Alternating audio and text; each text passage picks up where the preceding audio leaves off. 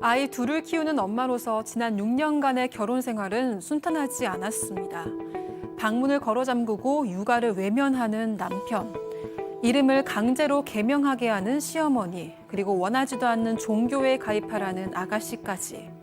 무엇보다 또래 학부모와 맥주를 마셨다는 이유로 3달 동안 집을 나간 남편은 상의도 없이 장인 장모에게 이혼을 선언했는데요. 평소 심장이 안 좋았던 어머니는 이 여파로 세상을 떠났고 잘못했다며 고개 한번 숙이지 않던 남편과 결국 갈라서게 됩니다. 문제는 장인이 아이들의 훈육을 위해서 꿀밤을 때리려다가 손이 스치면서 멍이 들자 남편이 장인을 아동학대로 고소한 뒤 면접 교섭까지 끊어버렸다는 건데요. 여성이 아이들을 다시 만날 수 있는 방법이 없을까요? 자, 오늘도 제보해 주신 사연입니다. 제보자가 이미 연애 때부터 남편의 독특한 성격 때문에 이별을 고했었다는데, 그런데 어떻게 하다 이렇게 결혼까지 하게 된 거예요? 일단 제보자는 현재 30대고요. 7살, 6살 난 두 딸이 있습니다. 남편이랑은 1년 전에 이미 이혼을 한 상태입니다. 남편이랑은 4년 동안 연애를 했고요. 2016년에 결혼을 해서 6년 정도 결혼 생활을 했습니다. 굉장히 오랜 기간 그래도 남편을 봐온 건데 연애 때도 남편 성격이 좀 독특하다는 건 알았다고 합니다. 그리고 그런 점 때문에 헤어진 적도 있었는데 어떻게든 성격 고쳐보겠다, 내가 잘하겠다 설득을 해서 결국 다시 만나기로 했는데 그 직후에 예상치 못하게 아이가 생겼던 겁니다. 아하. 그런데도 제보자 집에서는 이 남편에 대해서 이 사람은 안 된다고 반대를 했다고 합니다. 그런데 이 사연자가 주변에서도 굉장히 보살이다 이런 얘기를 들을 정도로 포용력 있는 성격이기도 했고 또 이런 성격도 성격이지만 그래도 아이가 생겼는데 낳는 게 좋겠다 이런 생각이 들어서 결혼을 결심했다고 합니다. 자, 그런데 말이죠. 식을 올리기도 전에 시어머니가 제보자에게 요구한 게 있었습니다. 혼수, 예단? 아닙니다. 제보자 얘기 직접 들어보시죠.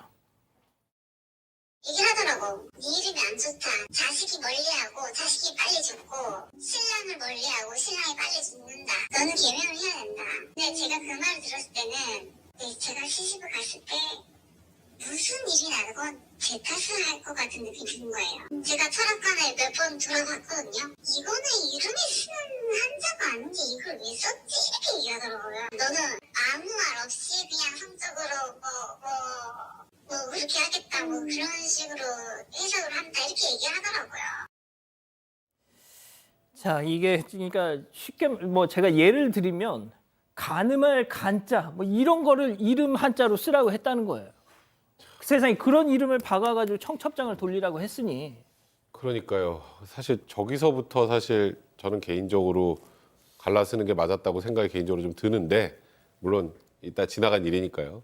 이렇게 결혼을 하셨지만 아까 예기치 못하게 아기가 생겨서 결혼했다고 했죠. 결혼하자마자 바로 육아 전쟁이었습니다.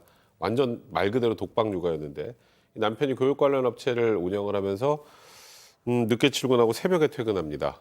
그러면 아이 둘은 온전히 지금 제보자가 다 키워야 되는 거죠. 그리고 아이들 잘 때 지금 보시는 것처럼 저기 울 수도 있잖아요. 울면 아이가 앵 소리만 내도 벌써 남편이 짜증을 확 냅니다. 예민하게. 그리고 아이가 울어도 거들떠도 안 보고 이불로 발로 차면서 짜증을 내면서 이제 아이들이 깨서 그럼 아빠 나랑 놀아줘 이렇게 얘기를 하면 제보자에게 우는 아이들 데리고 나가 그러면서 자기 자야 돼 이렇게 얘기를 하면서 방문을 잠가버렸다고 합니다. 남편 생일 때 이제 그 예쁜 아이들이 저 노래 불러 생일 축하 노래 불러가지고 그걸 이제 아빠한테 영상으로 보내주면 얼마나 기분이 좋아요. 예. 네 아빠의 대답. 아 집안이 더럽네 이렇게 한숨만 쉬었다고 합니다. 생일 축하 영상을 보면서. 네, 맞습니다. 근데 출산 2주가 지나서 집안일 똑바로 안 한다. 생활비는 왜 이렇게 많이 쓰냐. 이런 잔소리만 하고요. 너무 억울한 마음에 자기가 1년 동안 뭘 그렇게 썼나. 찾아보니까 화장품, 수유용 속옷, 개인 용도로 사용한 금액이 1년 토탈 80만 원에 불과했다고 합니다. 자, 들으신 것처럼 좋은 아빠, 좋은 남편은 분명 아니었던 것 같아요. 자, 좋은 사위였냐, 소장님? 네, 정말 이 정도 되면 정말 3종 세트라고 볼 수 있는데 정말로 안 좋은 사위입니다. 왜냐하면 이제 제보자가 둘째를 출산할 당시에 몸이 너무 안 좋았대요. 그러면 이제 친정 엄마 속상하시잖아요. 제보자께서 둘째를 낳고 이제 막 퉁퉁 부은 거예요. 온몸이 다 너무 아프고. 그러니까 친정 엄마가 속상하니까 아니 얘가 이렇게 약한데 꼭 둘째를 낳아야 했냐. 이렇게 우리 애 아파서 어떡하냐. 너무 고생한다. 이런 얘기를 했더니 이제 사위가 화를 내면서 싸움이 난 겁니다. 그 싸움이 났는데 그 싸움이 날 낳았을 때 첫째 아이가 있었대요. 그러니까 장모님이 이 사위한테 소리를 질렀습니다. 그랬더니 어떤 행동을 했냐면 접근 금지 요청을 한 거예요. 네, 네. 뭐 다행이랄까 이제 아내가 너무 말리고 이래서 결국에는 이제 뭐 실제로 조치되는 것까지는 막았지만 일단 접진 금지 요청은 했습니다. 이제 조치는 막았는데 그 후에 남편이 그러면 너 친정하고 연을 끊어 이렇게 얘기를 한 거예요. 그래서 6개월 가량은 이 제보자께서 친정하고 연을 끊습니다. 근데 끊고 싶어서 끊은 것도 아니고 뭐라고 얘기했냐면 네가 친정하고 계속해서 연락하면 장인 장모 내가 흉기로 공격할 거야라고까지 협박을 했다고 합니다. 아, 양 변호사님. 남편이 또 집도 나갔다면서요? 그러니까 집을 남편이 쫓아낸 것도 아니고 나간 겁니다. 근데 어떻게 나간 거냐면 사실 친정하고도 연을 끊을 정도가 돼버렸으니까 이 제보자분은 사회생활이라고 할 만한 게 있을 수가 없는 상황이었죠. 근데 우연히 첫째 아이 유치원 또래 어머님들하고 연락이 돼서 만나게 됐답니다. 아이 같은 유치원 다니는 아이들 엄마들끼리 보는 경우 있잖아요. 그 자리에서 맥주 한 캔을 마시고 들어갔대요. 한 캔 마시고 들어갔더니 남편이라는 사람이 아니 술을 아이들 보는데 술을 마시고 돌아다니면 어떡하냐 이렇게 얘기를 했다는 겁니다. 그래서 싸우기 시작했는데 싸움의 이유가 정작 남편은 집에 술을 박스째 쌓아놓고 매일같이 마시는 사람이라는 거예요. 근데 애들 보기 안 좋다고 맥주 한 캔 먹고 온 사람한테 그렇게 말을 하다가 싸우다가 그대로 그 길로 집을 나갔답니다, 남편이. 그리고 이 직장이 뭐 어떤 직장인지 모르겠는데 3개월 동안 직장에 텐트를 치고 직장에서 생활을 했다라고 해요. 아니, 제보자가 너무 뭐 기가 막히게 하다가 어쨌든 안 되겠다 싶어서 찾아갔더니 잘못했다고 네가 사과를 해야 들어가겠다 이런 식으로 나왔다는 겁니다. 아, 예. 당시 이 제보자는 남편이 집을 나간 상태라는 걸 친정 부모님한테 알리지 않았다고 합니다. 양가에 다 알리지 않았다는 거예요. 자, 그런데 이 남편이라는 사람이 상의도 없이 처갓집에 가가지고 저 쟤랑 못 살겠습니다. 이혼할래요. 엄포를 놨다는 거예요. 들어보시죠. 신랑이 저희 아버지한테 뭐 얘기를 하다가 나가면 저만큼 돈 벌을 수 있으니까 이러면서 자기한테 그래 저희 아빠도 그러면 네가 들어 앉아가지고 연년생 이거 해보라고 막 이렇게 얘기하니까 아니 그렇다면 저 이혼하겠습니다 하면서 엉터리로 술을 지르면서 그랬대요. 저희 엄마가 술을 드시면 안 되거든요. 그래서 그것 때문에 술을 먹다가 갑자기 그렇게 된 거거든요. 지나간 신랑이 저희 엄마 장례식 때 나타난 거예요. 그러면서 장례식 끝나고 나니까 자연스럽게 집에 들어오는 거예요. 저 신랑 체치만 느끼고 토하고 했었거든요. 살이 한 달 만에 10kg가 빠졌어요. 이제 신랑 얼굴만 봐도 토하고 이제 설사도 하고 손 떨리고 못 먹고 먹은 거 바로 토하고 몸이 못 견디는 거예요.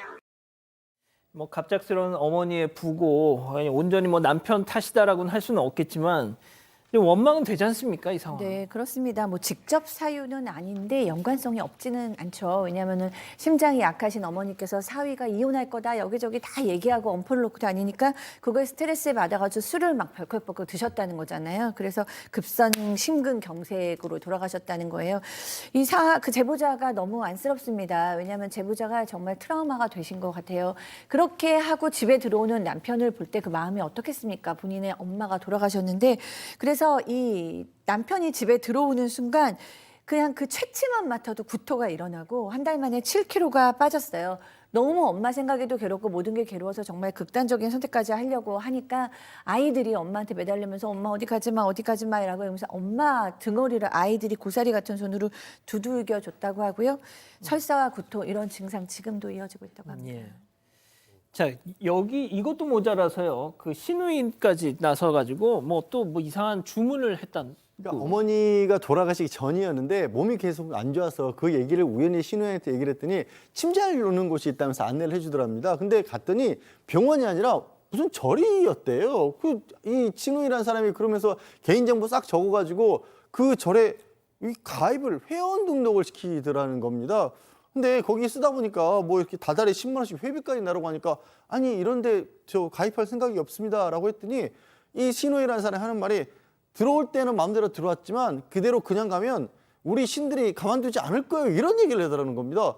되게 찜찜하잖아요 어찌됐든. 근데 하필이면 또 그러고 해서 얼마 지나지 않았어 이제 아까 들으신 것처럼 어머니까지 돌아가시고 그 와중에 이 신우이는 계속 이대로 가만히 있으면 뭐 언니나 아니면 남편 그러니까 자기 오빠죠 둘 중에 한 사람 죽을 거예요 이런 얘기를 하는 겁니다. 그러니까 아니겠지만 사람이 계속 그런 말 들으면 혹시 어머니가 저 나 때문에 돌아가신 거가 이런 생각까지 들 정도예요. 지금 이 제보자분도 정상적인 사고를 못할 정도로까지 이게 심리적으로 시달리는 겁니다. 예. 이혼해야죠, 빨리. 그러니까 지금 이게 제보자의 주장만을 기초로 저희가 판단하고 있습니다만 이게 만약에 사실이라면 이건 뭐 도저히 같이 살 수 있는 상황이 아니죠. 그래서 제보자가 이렇게 얘기했다고 합니다. 남편한테 본인 이혼하고 싶다고 했었잖아요. 그러니까 본인 입에서 나온 말을 지켜야지 이혼하자 이렇게 얘기했다고 합니다. 원래 이제 어머니가 돌아가시지 않으셨으면 아이도 양육권도 가지고 와서 아이를 같이 키우려고 했습니다만 어머니도 돌아가시고 뭐 제보자 건강 상태도 우울증도 너무 심해진 상황이라 예. 당장 아이를 키울 자신이 없어서 애들한테 엄마 많이 아픈 거 알지? 할아버지한테 잠깐 가 있어야 하니까 아빠랑 좀 지내고 있어 이렇게 설명하고 예. 친권 양육권은 남편에게 주고 그리고 남편에게 위자료를 받지 않는 대신에 양육비를 주지 않는 조건으로 합의 이혼을 했다고 합니다. 자, 근데 문제는 그 다음이었어요. 네, 그 아이들이랑 한 달에 2번씩 만나게 됐는데 아이들이 엄마를 오랜만에 보다 보니까 날이 갈수록 더 어리광도 부리고 때도 들고 했던 것 같습니다.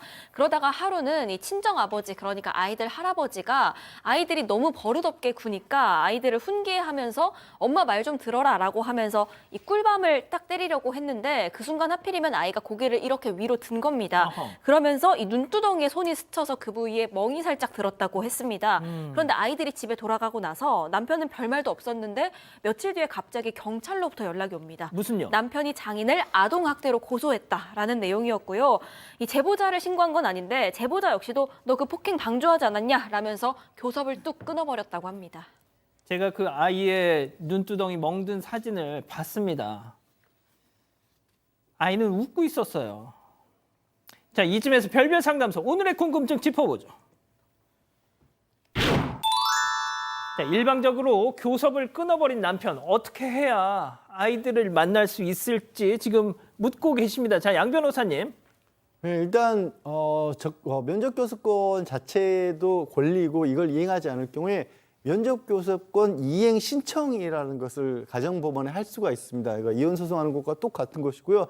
그곳에서 이 신청을 하게 되면 또 면접교섭을 거부하는 정당한 사유가 있을 수도 있기 때문에 불러다가 심리를 해보고 결정을 하면 그 결정을 따르도록 하고 있고요. 만약에 거부할 경우에는 그 거부할 때마다 1,000만 원까지 과태료를 부과할 수 있도록 또 신청도 할 수 있거든요. 그런 강제 청구권이 있다는 것 자체를 아시고 한번 시도를 해보시기 바랍니다. 그러니까 아마 뭐 장인어른이 뭐 아이를 학대했다 뭐 이런 취지의 주장을 하긴 할 텐데 아까 뭐 아이가 웃고 있었던 사진 등이나 그리고 엄마와의 그 애착 관계 그런 부분들을 이제 종합적으로 주장을 하면 제가 보기에도 받아들여질 가능성이 매우 높고요. 그리고 이제 계속 불이행할 경우에는 아예 양육자 변경 청구도 할 수 있습니다. 그러니까 양육자 지정을 남편으로 해놨다고 해서 영원불멸이 아니에요. 뭐 아이를 학대할 가능성이 있거나 이렇게 계속 면접교섭을 불이행해서 문제를 만든다면 아예 양육자 변경 청구도 할 수 있으니까 그런 부분들도 한번 고민해 보시면 좋을 것 같습니다. 자, 소장님 짧게 좀 부탁드릴게요. 네. 눈에 눈두덩이에 멍이라고 했는데 아이들 마음에는 피멍이 들었을 겁니다. 6살, 7살까지의 애착을 형성했던 엄마가 갑자기 사라진 거예요. 그 엄마 한 달에 2번 볼 수 있는데 그 2번도 아빠가 못 보게 한다면 아이들은 깊은 슬픔에 빠질 거고요. 정말 하늘이 무너지는 충격을 받을 겁니다. 엄마를 꼭 만나게 해주세요. 네.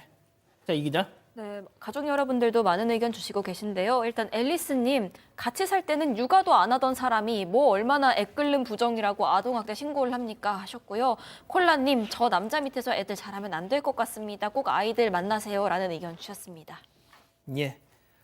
세상엔 이상한 사람들이 정말 많습니다. 예. 사건의 진실을 추적하고 싶다는 사반 가족분의 사연인데요. 궁금하시다면 사건반장 유튜브 채널을 구독해주세요.